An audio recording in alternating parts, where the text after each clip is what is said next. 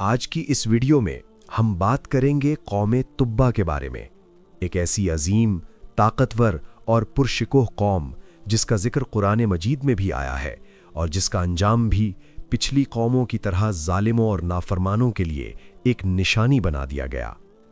آئیے قرآن، حدیث اور قصص الانبیاء کی روشنی میں اس قوم کی مکمل حقیقت جانتے ہیں۔ قوم تبا کون تھی؟ اسلامی تاریخ کے مطابق قوم تبا اصل میں یمن کی قدیم مملکت حمیر سے تعلق رکھتی تھی۔ تبا کسی ایک شخص کا نام نہیں بلکہ یمن کے بادشاہوں کا لقب تھا، جیسے روم کے بادشاہوں کو قیصر کہا جاتا تھا اور فارس کے بادشاہوں کو کسریٰ۔ قرآن میں فرمایا گیا، اہم خیر ام قوم تبع، سورہ الدخان 37۔ کیا یہ لوگ بہتر ہیں یا قوم تبا؟ وَأَصْحَابُ الرَّسِّ وَقُرُونٌ بَيْنَ ذَلِكَ كَثِيرًا، سورہ قاف 14۔ علماء کے مطابق یہاں قرون میں قوم تبا بھی شامل ہے۔ جو قوم بھی تکبر کرتی ہے وہ انجام سے نہیں بچتی۔ کئی تبا بادشاہ گزرے، لیکن ایک بادشاہ خاص طور پر مشہور ہے جسے تبا الاکبر یا اسد ابو کرب کہا جاتا ہے۔ نبی صلی اللہ علیہ وسلم نے فرمایا، تبا کو برا نہ کہو، وہ ایک مسلمان تھا۔ مسند احمد۔ کئی روایات کے مطابق وہ اہل کتاب کا پیروکار، کعبہ کی تعظیم کرنے والا اور یثرب یعنی مدینہ آ کر وہاں کے علماء سے متاثر ہونے کے بعد توحید کا ماننے والا بن گیا تھا۔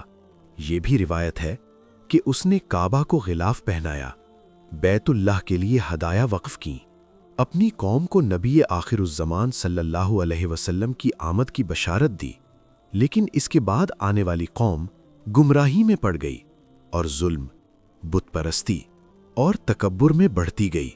قرآن بتاتا ہے کہ قوم تبا بھی انہی قوموں میں سے تھی جنہیں اللہ نے انکار حق، ظلم اور سرکشی پر پکڑ لیا۔ سورہ الدخان۔ علماء نے لکھا ہے کہ تباہی کا سبب تھا بت پرستی، انبیاء کی نافرمانی، ظلم و تکبر، اللہ کے احکام سے انحراف۔ یوں حمیر کی عظیم سلطنت جو صدیوں تک یمن پر حکمران رہی، آہستہ آہستہ بکھر گئی۔ قصص الانبیاء اور قدیم اسلامی روایات کے مطابق قوم تبا ظاہری شان و شوکت میں بہت آگے تھی۔ مضبوط قلعے، اونچی عمارتیں، لمبی فتوحات اور دولت سے مالا مال، لیکن ان کا انجام عاد اور سمود جیسا ہوا۔